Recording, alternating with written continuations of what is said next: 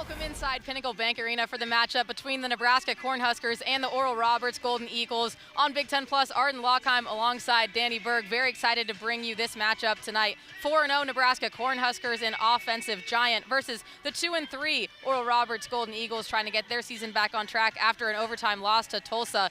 For the Cornhuskers, one of their major producers this season has been sophomore Britt Prince. She's having a phenomenal season to follow up her great freshman year. Welcome into Lincoln, Nebraska and Haymarket Park for some Sunday Big Ten baseball between the Nebraska Cornhuskers and the Minnesota Golden Gophers. I am Arden Louchheim here alongside Danny Berg, and we are very excited to bring you the rubber match of this series. Both teams 1-1 coming into this Sunday matchup. Let's take a look at how we got there. On Friday, it was all Gophers. For each individual guy, it's not terrible. Swanson, a hard hit ball at the third base line. It's mishandled. Silva will come around to score. Bolin trying to do his best to get to third. He will safely. Swanson makes it to second, standing up, and the Huskers cut the lead down to 1. Does provide more speed on the base pass than Stone did, so if he does get aboard this one, over the hand of Sutherland, Bolin will score from third. Brumbaugh rounds as Sanderson goes to second. Brumbaugh scores standing up. Sanderson makes it to second standing up, and the Huskers lead it. Bella Bacon trying to be one of those members. She digs in. DiNardo on first. First pitch swinging this one deep into center field, and that ball is gone. Bella Bacon with the 2-run shot in the top of the second to put that Cream team up 2-0. 1-for-1 on the night. Also walked in the fourth inning and then did go on to score. She was part of that entourage of runs in the bottom of the fourth. Louchheim trying to keep her perfect night alive. The 1-2 pitch. Swung on, hit into deep left field. This one sailing, and it is gone. Talia Louchheim splits the game open for the Scarlet team. They'll take a 7-2 lead and have yourself a night. Talia Louchheim, a triple, and now a home run. Lawrence finds Rank at the top of the three-point line. Rank goes for a cutting Buchtengel up off the right side of the glass with his right hand.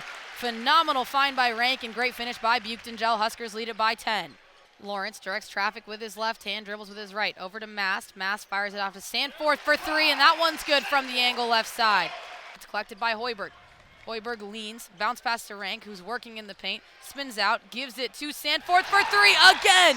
That's 3 threes in a row for Price Sandforth. 2nd and 2 from the 29 for Locke. Locke hands it off to Dupree, who sidestep up the left side. He's got a hole, and he's in open space across the 50. Makes a man miss at the 45, brought down at the 38. A huge run for Dupree, his longest of the day.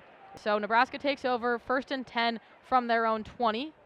Raiola drops back, looks left, now fires off to the right. That one is caught by Emmett Johnson, who has space. He takes up the middle. He's across the 45-yard line before he gets tripped up and falls into the bottom left corner of the red end at midfield. He's a true freshman, but he enrolled early at Minnesota, so got a semester under his belt before he actually started playing. Trying to get his Gophers out of a jam here. No outs, runners on first and second. Caden Brumbaugh at the plate fouls this first one off. Huskers trailing by 2 runs. The tying run is at first. The run that would give them the lead is Caden Brumbaugh at the plate right now. We're getting to crunch time now, and this is where Brumbaugh really needs to step up. You don't know if you're going to get another at-bat in this game. Maybe one more, but this is the time. Brumbaugh fouls the first 2 off, so behind 0-2 early. Caden talked about in media availability on Tuesday that he and a couple of the other upperclassmen on the team try to kind of be that reliable sense of production for the team, and right now it's his moment to step up and do that. He's 1 for 3 today.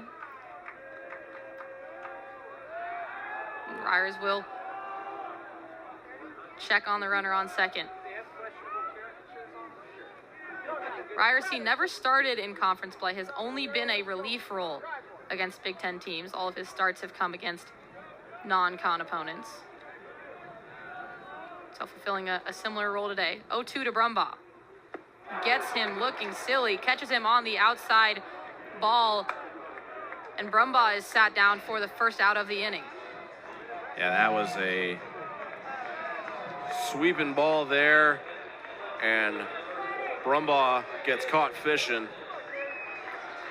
Brumbaugh has been fairly disciplined at the plate this year, but the couple times that he has struck out, a lot of the time it's on that breaking ball going away from him. Kind of swipes at it, that back foot loses traction. That's only the 30th time Brumbaugh has struck out this season. I mean, he's been very disciplined when it comes to his plate appearances. Not a lot of strikeouts for him. This is not a team that strikes out a whole bunch. When you look at it as an individual, collectively it's a little up there, but for each individual guy, it's not terrible. Swanson, a hard hit ball up the third base line. It's mishandled. Silva will come around to score. Bolin trying to do his best to get to third. He will safely. Swanson makes it to second, standing up, and the Huskers cut the lead down to 1.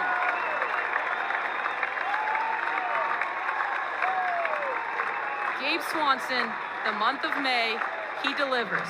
It's become a theme. And that's a ball that Larson needed to handle. It's a hot shot off the bat of Swanson.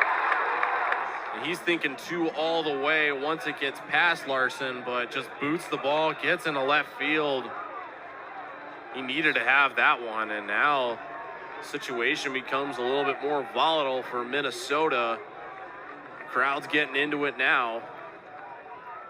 Tyler Stone's up. This is definitely not a guy you want up if you're Minnesota. He's been struggling today. 0 for 3 on the day. However, a reliable power hitter in general fouls this one back right at us. Danny Berg's hands were almost on that ball. I kid you not, that was maybe a foot above my window. I think we had that, just that the angles didn't quite work for us. 0-1 to Tyler Stone. We've never gotten the ball up here.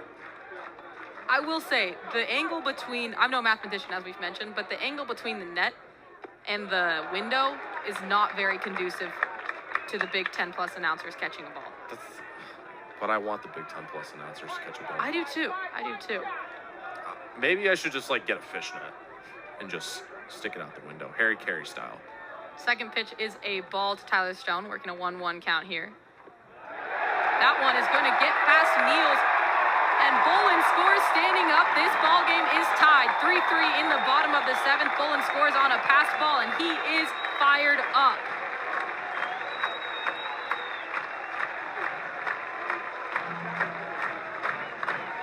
This one just squirts by Niels. Ryerson spikes it. Niels had no shot.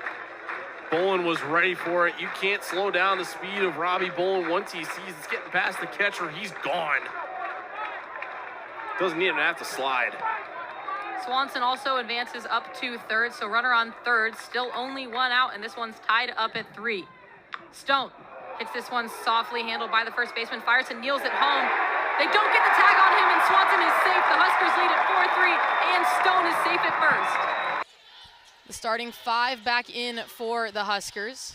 Petrie, Beaujean, Hake, Prince, and Weaver. Baldwin takes it the other way for the Golden Eagles. Golden Eagles starting 5 is also back in. Back to the beginning of the game. Donley, top side of the three-point line, trying to use a screen from Holton. Little pick and roll action, but a foul will be called on the finish. It was a good try at the strip there by Callan Hake, but a little too much on the hands there. Oglesby, the leading scorer right now, over to Baldwin. She gets tripped up. Beaujean's left foot in that bright pink shoe just barely got in the way. Yeah, that'll be the first foul. They actually didn't call one on Hake. It was a clean strip. This one does go as a foul. Out of bounds on the last one, but a foul on this one. And Weaver, quick hands, grabs the turnover there. Going the other way, a lot of contact, and it'll be an offensive foul. Good burst of energy. Oh, excuse me, not an offensive foul. That'll be a foul on Amaya Holton. Well, I can understand where it comes from because look at the shoulder that Haley Weaver throws out there. You can see not in the charge circle, and the feet were not set by Amaya Holton, so that is a foul on Holton all the way. Had that been somewhere else on the court, you definitely would have had grounds for a charge. Step back long 2 for Prince, no good. Petrie fights for the rebound, and it will go out of bounds and be Huskers ball. Weaver looked like a running back, lowering her shoulder and drawing contact, and like you said, Holton not set, so a good job drawing the foul, but Weaver not afraid to draw contact. Well, Haley Weaver's not usually going to let up the stat sheet when it comes to points, but it's defense and assists and steals where she makes her money. Prince wide open for three in the corner. Got it as she falls back into the bench, and the bench mob led by Widener, and Potts is fired up. A little gritty action over there, Danny? We saw gritty. I saw no gritty. You saw no gritty? My eyes might have deceived me, but the bench mob was excited nonetheless. Oglesby handles the errant pass by Trusty. Mismatch, she's guarded by Petrie. Hake on the help, right-handed up off the glass. Nice move by Oglesby. She took advantage of that mismatch. Not a bad start coming out of the break for Oral Roberts. Now they have to answer back on defense. Petrie has the size advantage here over Baldwin. She gives it over to Hake as she directs some traffic with the left hand. The size advantages with the guards right now are very substantial. Look at Weaver. Weaver comes flying in but unable to finish. Britt Prince, active hand, steals it with the right hand. Mid-range two, up and in. Britt Prince, the turnover, and then the two. What cannot she do? When we talk about the intangibles and things you cannot teach, it's the instincts like that in the basketball IQ to try and take advantage of a sleeping player that's just trying to get the ball across the timeline before the 10-second. It's exactly things like that is what's made Britt Prince such a household name in just her sophomore year. Trusty, good move driving in with the right hand, but unable to finish as Hake takes it the other way. Over to Weaver, going downhill into the paint. Bojan, one extra pass to Prince for three. Got it! Britt Prince! And she's up to 21 on the night. 22, and that will put her over the 500 career point mark. What a way to do it. Oglesby, mid-range two, catches nothing but air. Weaver with a good rebound, gives it to Hake, and the Huskers running downhill with pace over to Prince again. She's got the hot hand right now. One more pass to Hake for three in front of the bench. Got it! The Huskers are on fire. They're up to 66. And the threes are coming down in bunches. That's 7 on the night. I am a little surprised that a timeout has not been called yet by Sophie Anderson to try and slow down this red-hot offense. Bojan trying to add to the 8-0 run. Breaks it. Petrie with the rebound. Works up with the left hand. A foul is called. Huskers have put together an 8-0 run in under a minute 30. And a lot of that's just going to come with great three balls. We know Nebraska can shoot the lights out of the ball from beyond the arc, but they've been given a lot of great opportunities to do so. Here's a look at that foul. Petrie's doing good work right under the basket, but Donnelly just goes up with the right hand, draws a little bit too much contact. So that'll send Petrie to the line, who's 5 of 8 this year shooting from the free throw line.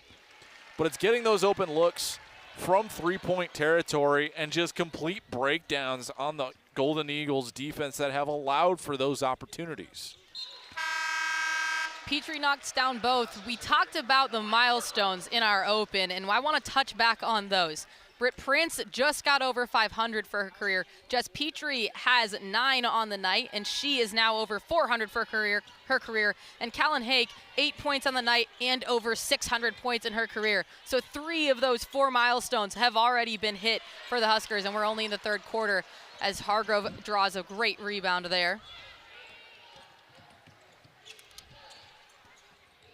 Williams up off the glass with the right hand and one.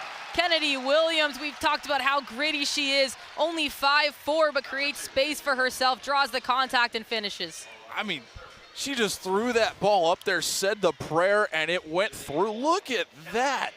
Not a lot of direction on it, and it goes up halfway up off the glass. My goodness. Finishes the three-point play. Huskers already at 71 points, a 13-0 run they have going right now.